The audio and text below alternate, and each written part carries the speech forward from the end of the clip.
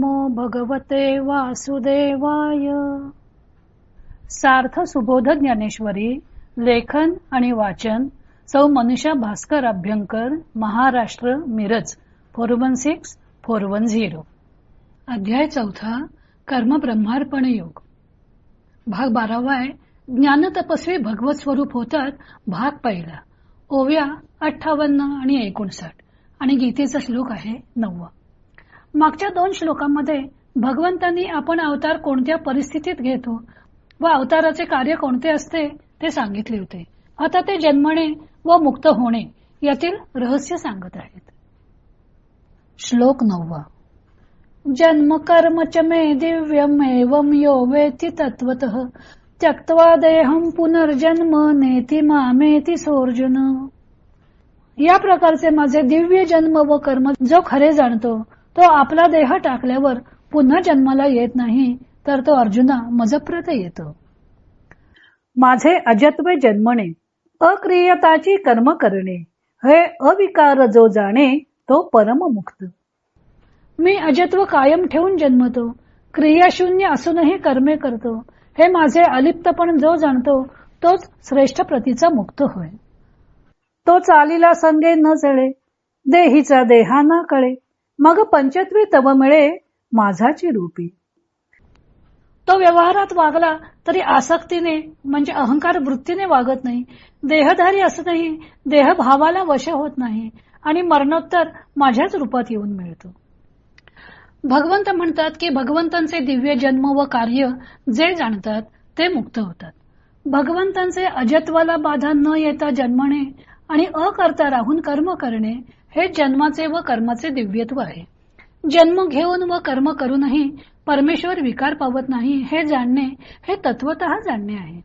असे जाणणारा विवेकी मनुष्यच आसक्तीने चाळवला जात नसल्यामुळे व देहात राहूनही देहाच्या अधीन होत नसल्यामुळे जिवंतपणीच मुक्त होतो.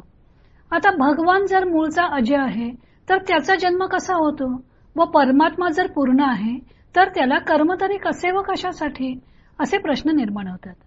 काहीतरी प्राप्त करून घ्यायचे असेल तरच हातून कर्म होते. परमात्मा तर परिपूर्ण आहे, त्याला काही प्राप्त करायचे नाही, मग त्याच्या ठिकाणी जन्म व कर्म कसे संभवू शकते. म्हणून भगवंतांचे जन्म व कर्म दिव्य आहे असे गीतेने म्हटलेले आहे. त्यांचे जन्म किंवा कर्म हे सामान्य लोकांप्रमाणे नाही. परमात्मा पूर्ण अखंड असूनही त्याचे जन्म व कर्म कसे होऊ शकतील अशी शंका येणे स्वाभाविक आहे. लौकिक दृष्टांताने ही गोष्ट समजून घ्यायची झाल्यास आपल्याला समुद्राचा दृष्टांत देता येईल. समुद्रात शीत व उष्ण प्रवाह निर्माण होतात, ते समुद्रातच वाहतात आणि समुद्रालाच मिळतात. या तिन्ही अवस्था ते समुद्राशी एकरूप असतात. समुद्रातच उत्पन्न होत असूनही ते निर्माण झाले किंवा लीन झाले असे म्हणता येत नाही. परमात्म्याच्या बाबतीतही असेच म्हणता येते. अवतार ग्रहण करण्यात दिव्य काय आहे ते भगवंतांनी अजोपी सन्न व्ययात्मा या 6व्या श्लोकात सांगितलं होतं. स्वतः जन्मरहित व विकाररहित असून सुद्धा तो आपल्या मायेला स्वाधीन ठेवून देहरूपाने अवतरतो, हे त्याचे जन्म घेण्यातले दिव्यत्व आहे. व अवतार घेऊन सज्जनांचे रक्षण, दुष्टांचे पारिपत्य व धर्माची स्थापना करणे हे त्याचे कर्मातील दिव्यत्व आहे. अशा प्रकारे परमेश्वराच्या अवतार कार्यातले तत्व ज्याला समजले तो मनुष्य मुक्त होतो, त्याला पुनर्जन्म मिळत नाही असे भगवंतांनी सांगितले आहे. भगवंतांचे हे वचन ज्ञान व विज्ञान यांनी युक्त आहे. ईश्वर अज व अव्यय स्वरूप आहे. तो सर्वेश्वर असूनही कर्मे करून तो अलिप्त असतो. त्याचे हे सर्वेश्वरत्व, कर्म करूनही असणारे त्याचे अलिप्तत्व वगैरे गुणांचे आकलन होणे हे ज्ञान आहे. व सज्जन रक्षण, दुष्ट निर्दालन व धर्मसंस्थापना हे अनुभवास येणारे अवतार कार्य हे विज्ञान आहे. परंतु हे तत्व समजणं सोपं नाही. सामान्य मनुष्यासारखा वागणारा मनुष्य परमेश्वर आहे.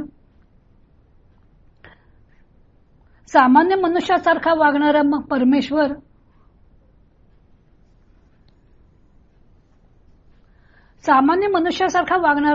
परमेश्वर हा